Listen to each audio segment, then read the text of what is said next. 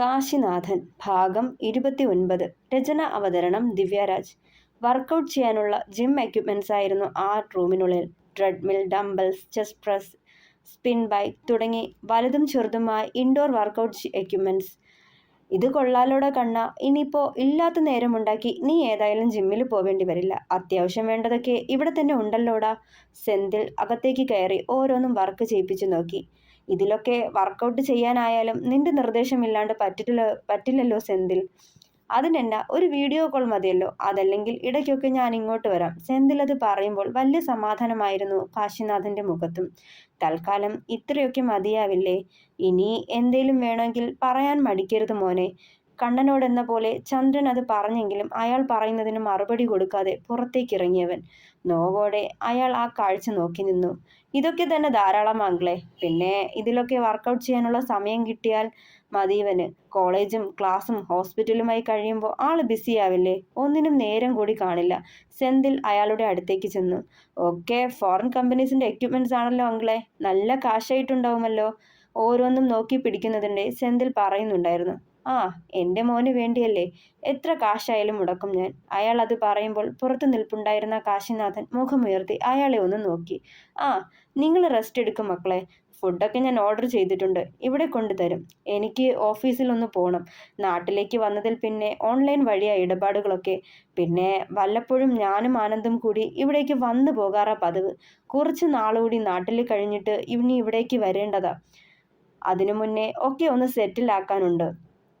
ചെറുചിരിയോടെ പുറത്തേക്കിറങ്ങി പോയപ്പോഴും കാശിനാഥനെ മെല്ലെ ഒന്ന് മുഖമുയർത്തി നോക്കി അയാൾ. പക്ഷേ മുഖം തിരിച്ചു കളഞ്ഞേയുള്ളവൻ. ദേ കണ്ണ, ഇത് കുറച്ച് ഓവറാ. അപ്പനോട് ഇത്രയും മസിൽ പിടിക്കേണ്ട കാര്യമൊന്നുമില്ല. അങ്ങേര് നിനക്ക് വേണ്ടി എന്തെല്ലാം ചെയ്യുന്നുണ്ടെന്ന് കണ്ടില്ലേ? എന്നിട്ടും ഇത്രയ്ക്ക് വാശി വേണോ? അങ്ങേർക്ക് നിന്നെ ഒത്തിരി ഇഷ്ടമാടാ. അതല്ലേ കാശ് പോലും നോക്കാതെ ഓരോന്നും ചെയ്തു തന്നത്. ചന്ദ്രൻ പോയെന്ന് കണ്ടതും കാശിനാഥനെ ശാസനയോടെ നോക്കിക്കൊണ്ട് പറഞ്ഞു സെന്തിൽ. ഇപ്പോ ഈ കാട്ടണ സ്നേഹത്തിന്റെ ഒരംശമെങ്കിലും കിട്ടിയെങ്കിലെന്ന് കൊതിച്ച ദിവസങ്ങൾ എനിക്കുണ്ടായിരുന്നടാ. അന്ന് എന്നെ ഒറ്റപ്പെടുത്തിയിട്ടേയുള്ളൂ. ആ സ്ത്രീയുടെ വാക്കം കേട്ട് എൻ്റെ മനസ്സും ശരീരവും നോവിച്ചിട്ടേയുള്ളൂ. ആ പ്രവൃത്തികളെല്ലാം അച്ഛൻ എന്ന ആളോട് എനിക്കുണ്ടായിരുന്ന അകൽച്ച കൂട്ടിയേയുള്ളൂ. ഇപ്പോഴും അതങ്ങനെയൊക്കെ തന്നെ. ഇനി മാറ്റം വരുമോയെന്ന് എനിക്കറിയില്ല. അപ്പൻ്റെ കാശും പണവും ഒന്നുമല്ലടാ വലുത്. ആ കരുതലും ചേർത്ത് പിടിക്കലുമാ. അത് കിട്ടാത്തിടത്തോളം അച്ഛനെ സ്നേഹിക്കാൻ ഒരു മകനും സാധിക്കില്ല. ഒരു പക്ഷേ അന്നൊക്കെ ഒരിക്കലെങ്കിലും ഇത്തിരി സമയം കണ്ടെത്തി എനിക്ക് പറയാനുള്ളത് കേൾക്കാൻ മനസ്സ് കാട്ടിയിരുന്നെങ്കിൽ എൻ്റെ ജീവിതത്തിൽ ഞാൻ ഏറെ ഭയക്കുന്നതും വെറുക്കുന്നതും മറക്കാൻ ശ്രമിക്കുന്നതുമായ നിമിഷങ്ങൾ ഉണ്ടാവുമായിരുന്നില്ല. അല്ലെങ്കിൽ അവയെ പ്രതിരോധിച്ച് നിൽക്കുവാൻ എനിക്കാവുമായിരുന്നു. അച്ഛനെങ്കിലും എന്നോടൊപ്പം ഉണ്ടായിരുന്നെങ്കിൽ. നോവാർന്ന ചിരിയോടെ പറയുമ്പോൾ സെന്തിൽ അവൻ്റെ തോളിൽ തട്ടി ആശ്വസിപ്പിക്കാൻ എന്നോണം.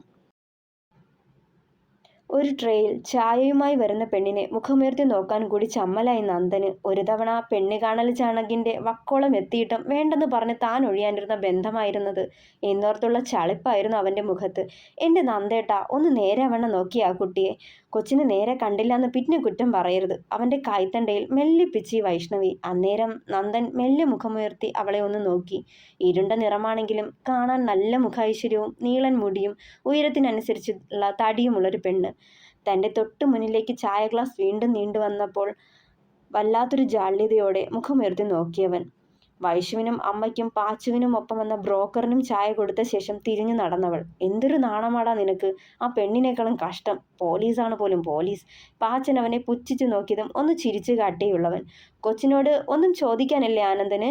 ബ്രോക്കർ അത് ചോദിച്ചതും ഏയ് ഇല്ലെന്നുള്ള രീതിക്ക് തലയനക്കിയവൻ. എൻ്റെ ചേട്ടാ, എന്ത് ചോദ്യാ അത്? അവന് സംസാരിക്കണമെന്നുണ്ട്. പക്ഷേ ഇങ്ങനെ ചോദിച്ചാൽ വേണമെന്ന് ആരേലും പറയോ? പാച്ചനത് പറഞ്ഞതും ഒരു കൂട്ടച്ചിരി അവിടെ മുഴങ്ങി. തെണ്ടി, പാച്ചന് കേൾക്കാൻ പാകത്തിന് മെല്ലെ പറഞ്ഞുകൊണ്ട് അവൻ്റെ തുടയിൽ പിച്ചി നന്ദൻ. അതിനിപ്പോ മടിക്കണതെന്തിനാ? ഇതൊക്കെ ഇപ്പോൾ പതിവല്ലേ. കുട്ടിയോട് സംസാരിച്ചോട്ടെ. പെൺകുട്ടിയുടെ അമ്മ പറയുന്നുണ്ടായിരുന്നു. എടാ, പുറത്തൊരു ഞാവൽ മരം നിപ്പുണ്ട്, നീ അവിടേക്ക് ചെല്ല്. പാച്ചൻ മെല്ലെ പറഞ്ഞതും തട്ടിക്കൊട്ടി നന്ദനും എഴുന്നേറ്റ് പുറത്തേക്ക് നടന്നു. പിന്നാലെ ആ കുട്ടിയും. ചെക്കന് ആ കുട്ടിയെ ഇഷ്ടായാൽ മതിയായിരുന്നു അല്ലേ വൈശു? രാധമ്മ വൈശുവിൻ്റെ കയ്യിലൊന്ന് പിടിച്ചു. വല്യമ്മ സമാധാനായിട്ടിരിക്കെ. ഇഷ്ടാവും, നിക്കുറപ്പാ, ചിരിയോടവൾ പറഞ്ഞു. യൂണിവേഴ്സിറ്റിയിൽ ചെന്ന് ആപ്ലിക്കേഷൻ കൊടുത്ത ശേഷം കാശിയും സെന്തിലും നേരെ തദേവുസ് മെഡിക്കൽ കോളേജിലേക്കാണ് പോയത്. വാഗമരങ്ങളും തണൽ വൃക്ഷങ്ങളും കുട പിടിച്ച് നിൽക്കുന്ന ക്യാമ്പസിനുള്ളിലേക്ക് പ്രവേശിക്കുമ്പോൾ നെഞ്ചിടിപ്പ് വല്ലാതുയർന്നു കാശിയുടെ. എടാ കാശിനാഥ, ഈ കോളേജ്, ക്യാമ്പസ്, ക്യാൻറ്റീൻ, അടിച്ചുപൊളി, പ്രണയം ഒക്കെ ശരിക്കും സിനിമയിൽ മാത്രമേ ഉള്ളൂ. ശരിക്കും ഇവിടേക്ക് കാലെടുത്ത് വെക്കുന്നത് വരെ ഞാൻ കണ്ട കോളേജ് ഡേയ്സ് എന്ന കിനാശേരിയും അതായിരുന്നു. പക്ഷേ ഇവിടെ വന്നപ്പോഴാണ് അളിയാ മനസ്സിലായത്, എമണ്ടൻ കെണിയാന്ന്. കഴിച്ചിട്ട് തുപ്പാനും വയ്യ, മധുരിച്ചിട്ടാണേൽ ഇറക്കാനും വയ്യ. വന്ന് പെട്ടുപോയത് കാരണം തിരിഞ്ഞോടാനും വയ്യ. മാതിരി ട്രെയിനിന് തലവെച്ച അവസ്ഥയും പഠിപ്പും ഇന്റേണൽസും ഒഴിഞ്ഞു നേരെ ചെവ്വേ ഉറങ്ങാൻ കൂടി പറ്റുന്നില്ല. അതിനിടയിൽ എന്തടിച്ച് പൊളിയാടാ. ഒക്കെ പോട്ടെ, PG പഠിക്കുന്ന ചേട്ടന്മാരെയും ചേച്ചിമാരുടെ അവസ്ഥ കാണണം. ക്ലിനിക്കൽ പോസ്റ്റിംഗ് കഴിഞ്ഞ് ഇറങ്ങി വരുന്ന അവരെ കണ്ടാൽ ഏതോ ഭ്രാന്താശുപത്രിയിൽ നിന്ന് ഇറക്കി വിടുന്ന കിളി പോയ കേസുകളുടെ മട്ട. നേരെ ചവേ ഒന്ന് ഉറങ്ങാൻ പോയിട്ട് മുള്ളാൻ പോലും നേരം കിട്ടുന്നില്ല. Clinical practice, exam, internals, viva, syllabus ഒക്കെയുള്ളൂ മനസ്സിൽ. ഉറങ്ങാൻ പോലും വിടാതെ സ്വപ്നത്തിൽ പോലും സ്കെൽറ്റണും ഇന്റേണൽ ബോഡിയും മാത്രം. ഓഹ് കർത്താവേ, ഇതിനു മാത്രം എന്നാ പാപമാ ഞാൻ ചെയ്തേ. തലയ്ക്ക് കൈയും വെച്ച് പറയുന്നവനെ കണ്ട് ചിരി പൊട്ടി കാശിനാഥന്. എടാ, എല്ലാം ആസ്വദിച്ച് പഠിച്ചാൽ അവിടെ തീരും ഈ പ്രശ്നം. നീ കേട്ടിട്ടില്ലേ, നമ്മുടെ സന്തോഷം നമ്മൾ തന്നെ കണ്ടെത്തണം. ഇനിയിപ്പോ ഇതിനെ തന്നെ ലോകമായി കണ്ടങ്ങ് സ്നേഹിക്കുക. മനുഷ്യ ശരീരത്തെ അങ്ങ് പ്രേമിക്കും മോനെ. അന്നേരം ഇതൊക്കെ നിസാരം. വാഗയിലേക്ക് ചാഞ്ഞുകൊണ്ട് കാശിയത് പറയുമ്പോൾ അവന്റെ തോളിലായി ചാരിയിരുന്നു സിയാനും. വീണ്ടും ആ വാഗമരത്തിന് ചുവട്ടിൽ മുന്നിൽ വന്ന് നിൽക്കുമ്പോൾ അവന്റെ സാമീപ്യം ആ ക്യാമ്പസിനുള്ളിൽ അറിഞ്ഞു കാശിയും. അവനോടൊപ്പം ചുറ്റിത്തിരിഞ്ഞ ക്യാൻറ്റീനിലും സ്റ്റേഡിയത്തിലും ഇടനാഴികളിലൂടെയും പരസ്പരം തമാശ പറഞ്ഞും കളിച്ച് തിമ്പർത്തും സമയം കളഞ്ഞ ഒഴിഞ്ഞ ക്ലാസ് മുറികളിലൂടെയും നടക്കവേ സിയാന്റെ ഓർമ്മകളിൽ വീർപ്പുമുട്ടുകയായിരുന്നവൻ. അവസാനമായി ചെന്നത് അവൻ പിടഞ്ഞു വീണ് മരിച്ച ആ പണിതീരാത്ത കെട്ടിടത്തിലായിരുന്നു. ഇന്ന് ഒരു വലിയ ലാബാക്കി മാറ്റിയിരുന്നത്. മനുഷ്യ ശരീരവും ആന്തരിക അവയവങ്ങളും ഭ്രൂണങ്ങളും നിർജീവമായ ഗർഭസ്ഥ ശിശുക്കളും അസ്ഥികളും ഒക്കെ കേടുകൂടാതെ സൂക്ഷിച്ചു വച്ചിരിക്കുന്ന ഒരു ലാബ്. പുറത്തുനിന്ന് വെറുതെ അകത്തേക്ക് നോക്കിയേയുള്ളവൻ. തൻ്റെ നഷ്ടങ്ങളുടെ കണക്ക് എത്രയെന്ന് പറയാൻ ഈ ചുമരുകൾക്ക് കഴിയുമായിരിക്കും. തൻ്റെ സിയാൻ എങ്ങനെ മരിച്ചെന്ന് ഈ ചുമരുകൾക്ക് അറിയുമായിരിക്കും. നാവുണ്ടായിരുന്നെങ്കിൽ അവ പറയുമായിരുന്നേനെ അവനെ കൊന്നതാണെന്ന്. സഞ്ജയെപ്പോലുള്ള മൃഗങ്ങളുടെ അഴിഞ്ഞാട്ടത്തിന് എത്രയോ തവണ ഈ ചുമരുകൾ സാക്ഷികളായിട്ടുണ്ടാവും. എത്രയോ പേരുടെ മനസ്സും ശരീരവും ആ നരാധമന്മാരുടെ കാൽക്കീഴിൽ ചതഞ്ഞരഞ്ഞിട്ടുണ്ടാവും. തന്നെപ്പോലെ നെടുവീർപ്പോടെ ഓർത്തവൻ. പുരയിടത്തിലെ ഞാവൽ മരത്തിന്റെ ചോട്ടിൽ നിന്നും പഴുത്തു തുടുത്തൊരു ഞാവൽപ്പഴം കുനിഞ്ഞെടുത്ത് കയ്യിലൊതുക്കി നന്ദൻ. അതിൽ പറ്റിയ മണ്ണ് തട്ടിമാറ്റി വായിലേക്ക് വച്ച് തിരിഞ്ഞു നോക്കുമ്പോൾ തനിക്കരികിലേക്ക് നടക്കുന്നുണ്ടായിരുന്നവൾ. ചെറുചമ്മലോടെ മുഖം തിരിച്ച് നിന്നവൻ അവളുടെ മുരടകത്തിൽ തിരിഞ്ഞു നോക്കി. ചെറുചിരി അവൾക്കായി സമ്മാനിച്ചു. അപ്പോഴും അവളോട് സംസാരിച്ചു തുടങ്ങാൻ ഒരങ്കലാപ്പ് തോന്നിയവന്. കുറച്ചു നിമിഷങ്ങൾ രണ്ടുപേർക്കിടയിലും മൗനം തളം കെട്ടി. ഗായത്രി എന്നല്ലേ പേര്? മെല്ലെ ചോദിച്ചുകൊണ്ട് നന്ദൻ തുടക്കമിട്ടു.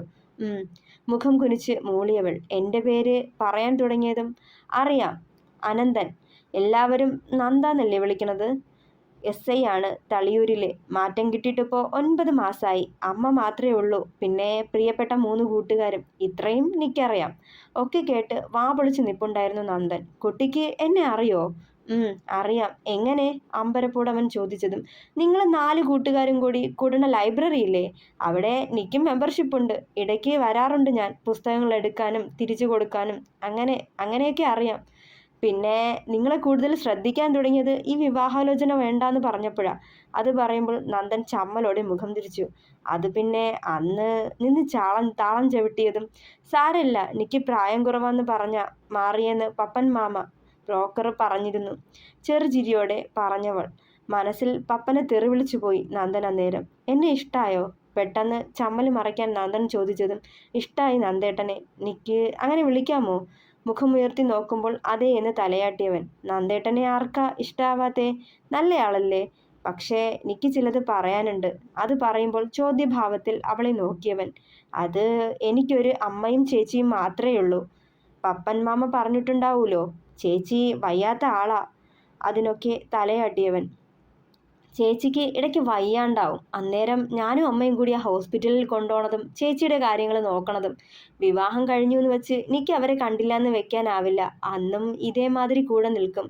ഒരുപക്ഷെ നന്ദേട്ടൻ അത് ഇഷ്ടാവോന്ന് പറഞ്ഞു നിർത്തിയിട്ട് അവൻ്റെ മുഖത്തേക്ക് ഉറ്റുനോക്കി. നന്ദൻ അവളെ തന്നെ ശ്രദ്ധയോടെ കേട്ട് നിൽപ്പാണെന്ന് കണ്ടതും തുടർന്നവൾ. അതുകൊണ്ട് ആലോചിച്ചൊരു തീരുമാനം പറഞ്ഞാൽ മതി, മനസ്സിലുള്ളത് മടി കൂടാതെ പറഞ്ഞവൾ.